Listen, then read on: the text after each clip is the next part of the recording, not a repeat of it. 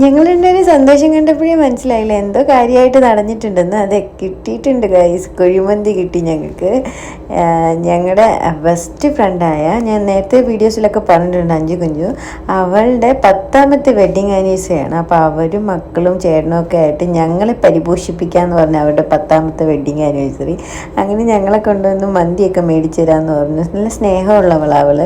അപ്പോഴത്തേക്കും പിള്ളേർക്ക് ബ്രോസ്റ്റഡ് ചിക്കനും കുബൂസൊക്കെ ആവുന്നുണ്ട്, ഞങ്ങൾക്ക് മന്തിയായിരുന്നു. നല്ല ടേസ്റ്റ് ആയിരുന്നു കേട്ടോ.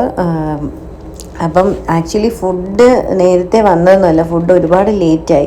അപ്പം ഞാൻ വീഡിയോ എടുക്കാനുള്ളൊരു മൂഡൊന്നും ഇല്ലാണ്ട് ഇങ്ങനെ ഡെസ്പായിട്ടിരിക്കുന്ന സമയത്താണ്, അപ്പോഴാണ് നോക്കിയപ്പോൾ കുഞ്ഞു മോളായിരുന്നു ഭയങ്കര കളിയും ബഹളവും. അപ്പോൾ അതൊക്കെ കണ്ടപ്പോഴത്തേക്ക് ഞാൻ ഒന്ന് റെഡിയായി വന്നു കേട്ടോ. അപ്പോൾ പിന്നെ വിചാരിച്ചു ഒരു വീഡിയോ അങ്ങ് തട്ടാന്ന്.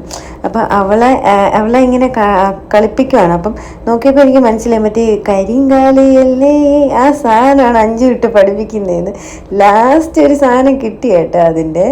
നോക്കിക്കോണേ, ഇതായിരുന്നു അത് കിട്ടി. അതൊക്കെ കിട്ടി. ഒരുപാട് ചിരിച്ചു കേട്ടോ ഞങ്ങൾ. നല്ലൊരു ഈവനിങ് ആയിരുന്നു. എന്നിട്ട് ആ ഫുഡൊക്കെ വന്നത്. അപ്പോൾ ലാസ്റ്റ് എല്ലാം കൂടെ കഴിച്ച് ഒരു മണിക്കൂറത്തെ പരാക്രമണത്തിന് ശേഷമാണ് ഇതൊക്കെ കണ്ടത്.